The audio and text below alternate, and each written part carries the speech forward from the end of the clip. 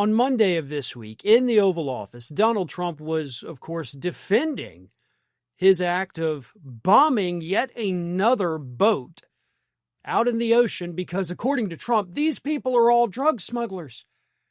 Basically, anytime you see a boat in the water, we got to bomb it because there's probably drugs on there.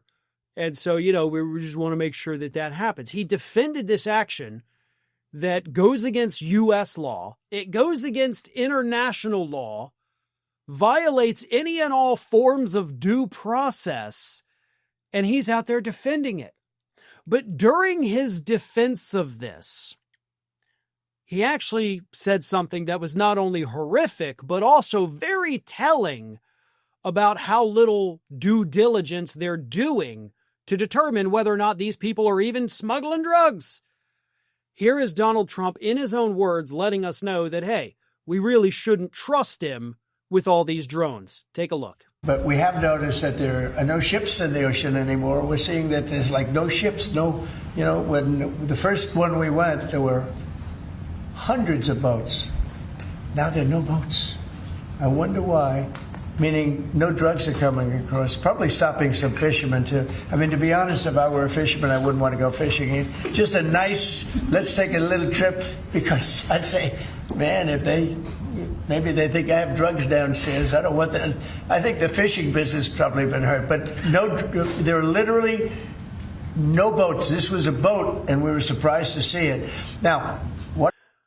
So, first of all, let's make one thing really clear here. He's joking about people dying. Now, correct me if I'm wrong, but I am fairly certain in the last week, Republicans have made it very clear you're not allowed to joke about death. Right? I mean, am I wrong about that, Republicans? Are we now allowed to joke about people being violently murdered? Are we allowed to do that? Because Trump's doing that. Joking about the fishermen like, oh, maybe we'll bomb them. We can do that now? Because if we can, I need to know, because I got some things I want to say. But I'm also pretty sure that, the double standard exists, because it's okay for you guys to do it, but totally not okay for anybody on the left to do it. So that's issue number one. Issue number two is Donald Trump is admitting he's killing an industry, right? The fishermen, they're probably losing money. Look, fishermen, even commercial fishermen, are not like the wealthiest people in the world that can afford to lose money. I actually come from a family of fishermen. My grandfather owned a fish market for a portion of his life. I've lived along the Gulf Coast almost my entire life. I see, the fishermen out there constantly. It is a big industry here. It's a big industry all throughout the state of Florida. It's not the biggest, but it's one of. And here Donald Trump is laughing about these people losing money because they're afraid to go out on their boats because they think Trump's going to kill them. And that brings us to point number 3. This, to me, seems like an admission that maybe we will bomb some fishermen because, we're really not checking to see who we're bombing.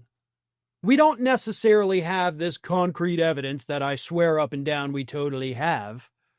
So maybe we will accidentally bomb some fishermen. And if we do, I'll just get up here and tell you they were actually smuggling drugs, and there'll be nobody around to counter my story because we bombed the evidence to the bottom of the sea. See how that works, folks? This man is mentally unstable. I mean, just listening to him speak in that clip that I just showed you, you can tell that his brain's not there. Like, he's all over the place. Like I said, he goes on this tangent about the fishermen and, joking about it. This is a mentally unstable man. And if you don't believe me, then how about the fact that even earlier in the day on Monday, this man said that 90% of the U.S. population died last year from drugs. Yeah. Here's what he said.